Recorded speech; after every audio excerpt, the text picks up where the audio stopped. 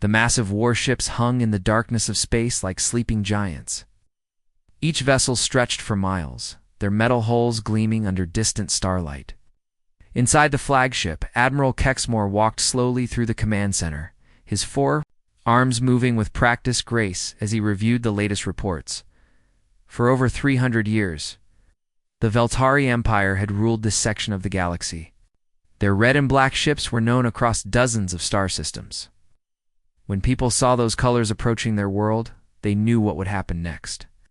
Surrender or face complete destruction. Kexmore had been part of this machine for most of his adult life. He had conquered 17 different worlds, each one falling within days of their arrival. The pattern was always the same. Every alien species fought in ways that made sense to his computers. His tactical officers could predict exactly how each battle would unfold. The Crystal People of Vega Prime always arranged themselves in perfect geometric shapes on the battlefield. Their formations looked beautiful, but they were easy to break once you knew where to strike. The hive creatures from the Andorian system threw endless waves of soldiers forward, but they always retreated when losses reached 30%. Even the energy beings from the Outer Rim followed clear rules. They would fight hard for exactly 6 hours, then vanish back to their dimension to recover. Each species had patterns. Each species fell to the same basic strategies his people had used for centuries. Standing before the main display screen, Kexmore studied their newest target. The planet appeared as a small blue dot surrounded by tactical information. The third planet from a yellow star, covered mostly in water, with large land masses hosting the dominant species. Humans, he said the word carefully, testing how it sounded. His aide, Commander Veltar, nodded and activated the intelligence briefing. The holographic display filled with information about Earth's inhabitants. Humans were carbon-based life forms, similar to dozens of other species they had conquered. They lived short lives, barely reaching 100 of their local years. Their technology was primitive by galactic standards. They still used projectile weapons that fired small metal pieces. Their fastest ships could not even leave their own star system properly. Most interesting to Kexmore was their behavior patterns. Unlike other species, humans seemed to fight among themselves constantly. Their planet was divided into hundreds of separate groups, each with different languages, customs, and governments. They had been at war with each other for their entire recorded history. This should make conquest easier, Veltar observed. A divided species cannot mount effective resistance. Kexmore agreed. Divided enemies were the easiest to defeat. Its forces would land on different continents, and the humans would likely blame each other instead of working together. Some groups might even help the Veltari in exchange for better treatment after surrender. The Admiral moved to the weapons display. 200 ships waited in formation, each one carrying enough firepower to level a city. Their energy weapons could slice through any known material. Their shields could stop anything the humans might throw at them. Most importantly, they had fought this exact battle so many times before. Standard conquest protocol, Kexmore announced to his staff. We arrive. We demonstrate our superiority. They surrender. If they resist, we increase pressure until they submit. Total time required, 3 days, maximum. The operations officer began preparing deployment orders. First, they would position ships around the planet to prevent any escape attempts. Then they would broadcast surrender demands in the local languages. If the humans refused, they would begin with precision strikes. On military targets, most species surrendered after seeing their most powerful weapons destroyed in minutes. If humans proved stubborn, Phase 2 would begin. They would target major population centers, but only with enough force to cause panic, not total destruction. The goal was to break their will to fight, not to destroy potential workers and resources. Kexmore had seen this process work perfectly dozens of times. Usually, by the second day, desperate governments would contact his ships begging for terms. By the third day, formal surrender ceremonies would begin. Walking to the observation deck, the Admiral looked out at his fleet. Each ship contained thousands of soldiers trained for occupation duty. They knew how to set up control centers, how to process surrendering populations, and how to establish the supply chains needed to strip a world of its valuable resources. His communication officer approached with final intelligence updates. "Sir, we have completed our analysis of human military capabilities. Their largest weapons can barely scratch our shield systems. Our fastest aircraft move at a fraction of our fighter speed. Our ground troops carry personal energy shields that can stop their most powerful handheld weapons." Everything looked exactly as expected. Another primitive species with crude technology facing the might of an advanced galactic empire. The outcome was as certain as mathematics. "Begin hyperspace jump," Kexmore ordered. "Set course for the human homeworld." The massive fleet vanished into the twisted space between dimensions, carrying 200,000 soldiers toward what they believed would be their easiest conquest yet. None of them suspected that they were about to encounter something completely outside their experience, something that would challenge every assumption they had made about warfare itself. The Veltari fleet emerged from hyperspace exactly where their calculations predicted. Earth hung before them like a blue marble, its surface swirled with white clouds. Admiral Kexmore felt the familiar satisfaction of another successful jump. In 72 hours, this world would join the Empire. "Begin standard first contact protocol," he ordered. His communication officers activated the massive transmitters that would flood Earth's radio frequencies with surrender. Demands in every human language they had recorded. But something was wrong. Instead of the usual panicked responses or desperate military transmissions, Earth's communication channels went completely silent. No frantic government broadcasts, no emergency alerts, no military coordination chatter. The planet simply stopped talking. Commander Veltar frowned at his instruments. "Sir, we are detecting massive power fluctuations across the surface. Cities are going dark systematically." On the main screen, satellite images showed major population centers shutting down their lights one by one. New York, London, Tokyo, Seoul, each metropolis faded to black within hours of the fleet's arrival. This was not panic. This was coordination. "Perhaps they are attempting to hide," suggested the tactical officer. "Many primitive species believe that if they cannot see us, we cannot see them." Kexmore nodded, though something felt different about this response. In his experience, species either fought immediately or surrendered quickly. They did not vanish, deploy scanning drones. "I want to know where their populations have relocated." The drones descended through Earth's atmosphere, their sensors sweeping for heat signatures and electromagnetic activity. What they found confused the operators. Humans had not fled to underground bunkers or remote wilderness areas. They were still in their cities, still in their homes, but somehow invisible to standard detection methods. "Begin landing operations," Kexmore decided. "If they want to play games, we will show them the futility of hiding." The first dropships launched toward major population centers. Each carried 50 soldiers equipped with the finest weapons and armor the Empire could provide. Personal shields could stop any projectile weapon. Their energy rifles could punch through steel. Their sensors could track movement through solid walls. Captain Zethkol led the first ground team into what human maps called Sol. His soldiers moved in perfect formation down the main avenue, their boots clicking against the empty streets in rhythm. Every storefront was dark, every window was empty, every door was closed. Primitive fear response, Zethko reported to the ship above. "They are hiding like children, hoping we will simply leave." His words were still transmitting when the first explosion erupted beneath his feet. The blast threw 3 soldiers into the air, their shields flashing as they absorbed the impact. But the explosion was not meant to kill. It was meant to separate. Suddenly, the empty buildings around them came alive. Windows that had seemed vacant burst open, revealing humans with crude projectile weapons. Streets that appeared deserted, filled with people carrying everything from hunting rifles to kitchen knives. The Veltari formations, scattered as projectiles, bounced harmlessly off their shields, but the psychological effect was immediate. "Contact! Contact!" Zethkal shouted into his communicator. "We are under attack by? I do not understand what I am seeing." Similar reports flooded in from landing sites across the globe. In London, soldiers found themselves trapped in subway tunnels that had been turned into mazes.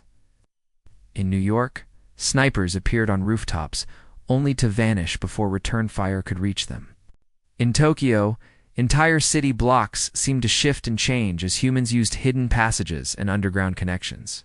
Back on the flagship, Admiral Kexmore stared at the tactical display in growing confusion. His ground forces were not being destroyed, but they were not advancing either. Each team reported constant harassment from enemies who refused to stand and fight properly. Sir reported his intelligence officer, "The humans are not following any known tactical doctrine. They strike, retreat, strike again from different positions. Our computers cannot predict their next moves because they appear to have no consistent strategy." In Seoul, Captain Hyeon-woo crouched behind an overturned car, watching the alien soldiers try to reorganize their formation.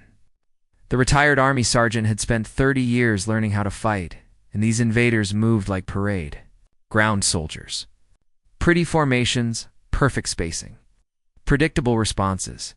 He triggered another improvised explosive, not to kill, but to confuse. As the aliens scattered again, his radio crackled with reports from across the city. Hotel team reports, successful. Harassment of enemy Squad 7. Charlie team has forced enemy withdrawal from Sector 12. Delta team requests resupply of smoke grenades. Hyeon-woo smiled grimly. The aliens had better weapons and better armor, but they fought like machines. Humans fought like survivors. On the Veltari flagship, alarm signals began flashing as casualty. Reports arrived. Not massive losses, but steady attrition that made no tactical sense. Soldiers were being captured, equipment was being stolen, and somehow humans were learning to use Veltari technology against them. "This is not proceeding according to plan," Kexmore admitted to his staff. "Deploy additional forces." R. Ground presence. But even as more dropships launched toward Earth's surface, the Admiral felt something he had never experienced in 3 centuries of conquest: uncertainty. These humans were not fighting like any species in his databases. They were improvising, adapting, treating war like some kind of art form rather than a science. For the first time in his career, Kexmore wondered if his 3-day timeline might need adjustment. 3 weeks had passed since the aliens landed, and Admiral Kexmore's 3-day conquest had become a nightmare of constant small battles. His forces controlled no territory permanently. Every position they took during the day was abandoned by nightfall, only to be retaken by humans using methods that baffled his best tactical computers. What confused him most was the age of his enemies. Intelligence reports showed that many of the humans fighting his soldiers were old. Some appeared to be in their 70s or 80s, ancient by human standards. Yet these elderly fighters seemed to anticipate every move his forces made. In the mountains outside Busan, Colonel Minho sat in what had once been an elementary school, studying hand-drawn maps spread across a child's desk. Years old, his hair was completely gray, and his hands showed the tremor of age, but his mind remained sharp as a blade. Around him, 24 younger humans waited quietly for instructions. "The aliens think in straight lines," Minho explained, pointing to marks on his map. "They see a hill, they take the hill. They see a road, they control the road, but we know better. We know that the real battle is fought in the spaces between their positions." Minho had fought in 3 different conflicts during his military career. He had learned lessons about warfare that no computer could understand.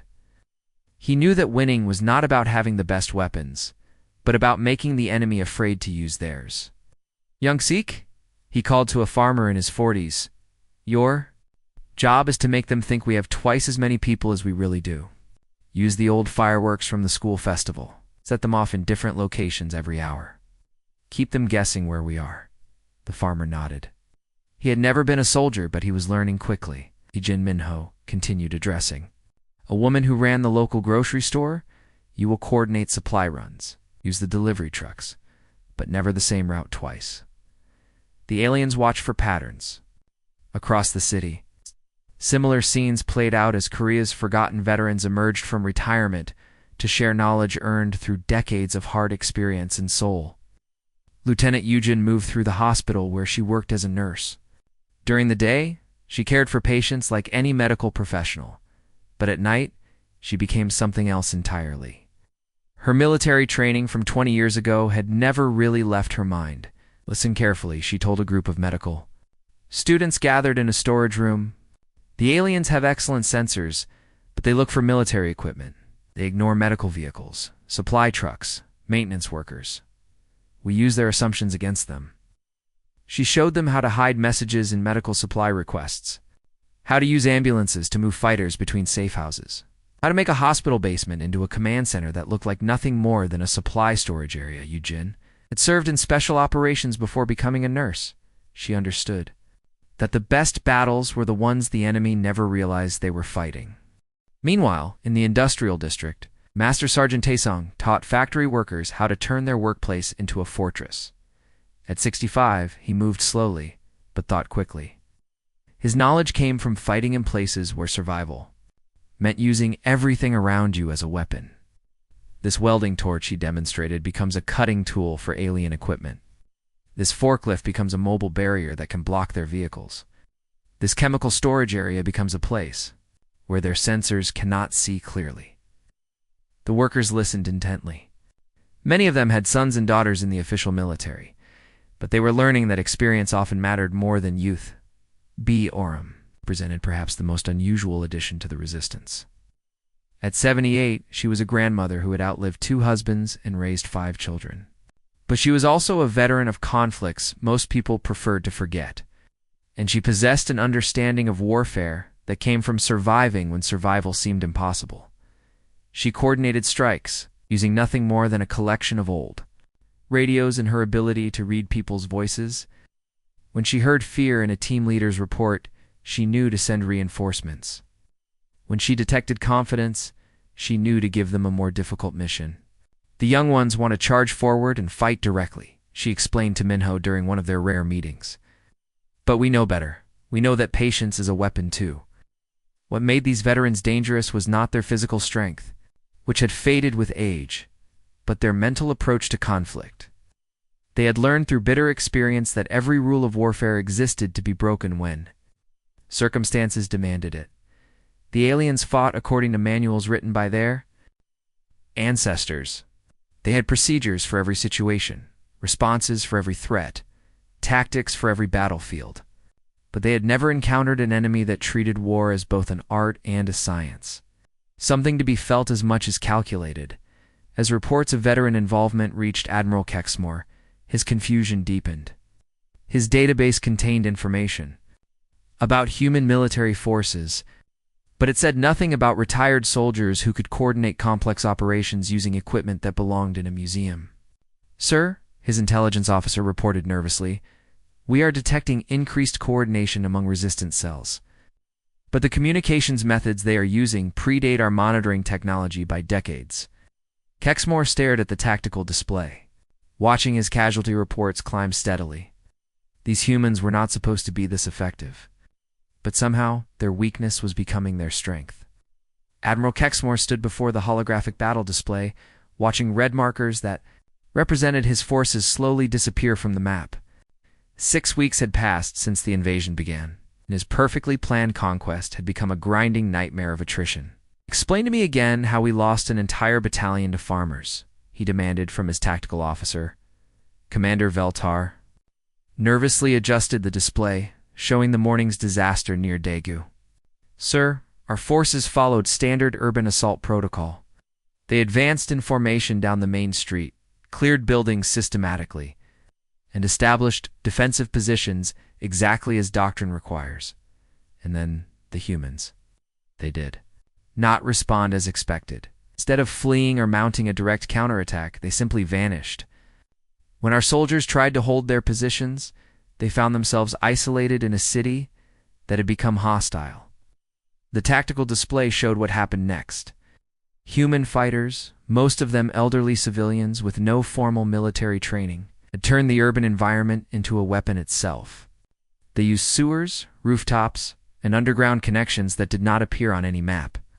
They struck from directions that the Veltari computers had calculated were impossible in the ruins of a small electronics shop. Captain Hyanwu examined a captured alien weapon with the curiosity of a professional soldier. At 58, he had fought in enough conflicts to recognize good equipment when he saw it. The energy rifle was beautifully designed, perfectly balanced, and completely useless for the kind of warfare Earth had become. Too heavy, he murmured to his second-in-command, a young mechanic named Dong Min. See how it requires both hands? To operate effectively, that means you cannot throw grenades, use radio, or signal to teammates while fighting. Dong Min nodded, taking notes. What about the power source? Excellent question. Hyanwu popped open the weapon's energy cell. Very powerful, very advanced. But look at this design. It provides maximum energy output for exactly the kind of battles these aliens usually fight. Stand in formation, shoot in straight lines, overwhelm the enemy with superior firepower. He gestured toward the shattered windows of the shop. What happens when your enemy refuses to stand still? What happens when they attack from above, below, and behind all at once? This weapon becomes a burden instead of an advantage. Across the city, Master Sergeant Taesung was teaching a group of construction workers how to turn the aliens' technological superiority against them. His weather-beaten hands moved confidently as he demonstrated with captured equipment. Their sensors are very sophisticated, he explained. They can see through walls, detect heat signatures, track movement from great distances. But watch what happens when we use their own capabilities against them. He activated a small device that began broadcasting false heat signatures throughout the building. The alien sensors, designed to provide perfect information, suddenly showed dozens of humans moving through rooms that were actually empty. Confusion is a weapon, Taesung continued. These aliens have spent centuries fighting enemies who use technology similar to their own. They expect their sensors to tell them the truth. When we lie to their machines, we lie to their minds. Construction workers practiced setting up the false signature devices, learning to create phantom armies that would draw alien forces into carefully prepared traps. Meanwhile, in the subway tunnels beneath Seoul, Lieutenant Yujin coordinated the most complex deception operation of the war so far. Her nursing background had taught her to work with limited resources, and her military training had shown her how to make those limitations into advantages. The aliens expect us to fight like soldiers, she told her team of mixed civilians and veterans. They have responses prepared for every military tactic in their database, but they have no response for a pediatric nurse who fights like a commando. Her plan was audacious in its simplicity. Using the subway system, her team would appear to be a large military force advancing on alien positions. The aliens would respond with their standard anti-infantry tactics, committing significant resources to stop what they believed was a major offensive. But Yujin's army consisted of 12 people with firecrackers, portable speakers, and an intimate knowledge of souls. Underground infrastructure, they would create the illusion of hundreds of fighters, draw the aliens into the tunnels, and then vanish through maintenance passages that appeared on no official map. Remember, she reminded her team, we are not trying to win a battle. We're trying to make them fight the wrong battle in the wrong place at the wrong time. Back on the Voltari flagship, Admiral Kexmore received reports that made no tactical sense. His forces were engaging enemies that seemed to multiply and divide like living mathematics. Human fighters would appear in one location, engage briefly, then vanish completely. Hours later, similar tactics would be used somewhere else entirely, as if the same small group was somehow fighting in multiple locations simultaneously. Sir, his communications officer reported, our ground commanders are requesting permission to alter standard protocols. They believe conventional tactics are ineffective against these humans. Kexmore felt something cold settle in his stomach. In 3 centuries of conquest, no species had ever forced the Veltari to change their proven methods. Denied. Our doctrine has succeeded against 17 different species. It will succeed here, but even as he gave the order, Admiral Kexmore knew something fundamental had changed. His perfect military machine was being dismantled by elderly Humans who treated warfare like a craft passed down through generations. The evacuation alarm echoed through the Veltari flagship as Admiral Kexmore stood in his command center, staring. It reports that told the story of his greatest failure. 2 months had passed since what should have been a 3-day conquest began. His fleet of 200 ships had been reduced to fewer than 80 operational vessels. Casualty reports flooded in from every continent on Earth. Sir, Commander Veltar approached hesitantly. The High Command is demanding an explanation for our losses. Kexmore's forearms moved slowly as he compiled his final report. How could he explain that a species with primitive technology had defeated the most advanced military force in the galaxy? How could he describe battles where experience had proven more valuable than energy shields? On Earth's surface, the tide of war had turned completely. What had begun as harassment and guerrilla tactics had evolved into something the Veltari had never encountered. A planet-wide military academy, where every citizen was both student and teacher in soul. Captain Hyanwu coordinated the final assault on the alien command post. Around him, dozens of humans moved with the quiet confidence of people who had learned to fight as one organism. The young mechanic Dongmin now moved like a veteran soldier. The elderly grocery store owner Heejin gave tactical advice that professional officers followed without question. Member Hyeonwoo spoke into his radio, "We are not just fighting for our city. We are showing the galaxy what happens when you underestimate Earth." The attack began at dawn. Veltari sensors detected what appeared to be a massive frontal assault by several hundred fighters. Their computers calculated the optimal response. Concentrate firepower on the main advance while maintaining defensive positions around the perimeter. But the sensors were lying. Master Sergeant Taesong's false signature devices created an army of ghosts, while the real attack came from directions the aliens had not considered. Maintenance tunnels, storm drains, and building foundations became highways for fighters who treated urban warfare like a 3-dimensional puzzle. Lieutenant Yujin led a team through the hospital's basement, emerging directly beneath the alien command center. Her medical knowledge had taught her to find the weak points in any system, and she applied that knowledge to military targets. Cutting power to their communications array, she reported as her team disabled cables that the aliens had assumed were safely buried above ground. Colonel Minho watched the assault unfold from his command post in the old school. At 73, he had become the unofficial coordinator of Seoul's defense. His maps, drawn by hand on children's paper, had proven more accurate than the aliens' sophisticated computer models. "Phase 3, he announced into his radio. All teams execute final withdrawal. This was the part that confused the Veltari. Most human forces would fight fiercely, achieve their objectives, then vanish completely. They did not hold territory or try to capture alien equipment. They simply disappeared, leaving behind empty positions and disabled enemy systems.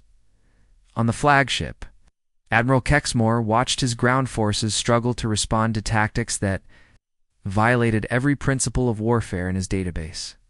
His soldiers had been trained to fight armies, not shadows. They understood conquest, not the kind of warfare where victory meant making the enemy afraid to leave their landing zones.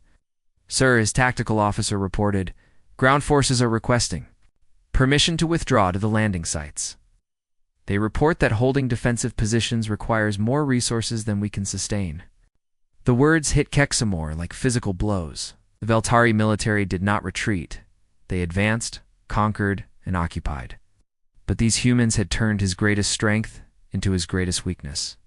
His superior technology required constant maintenance, regular resupply, and predictable battlefields. Earth provided none of these things. "How many operational battalions remain?" he asked quietly.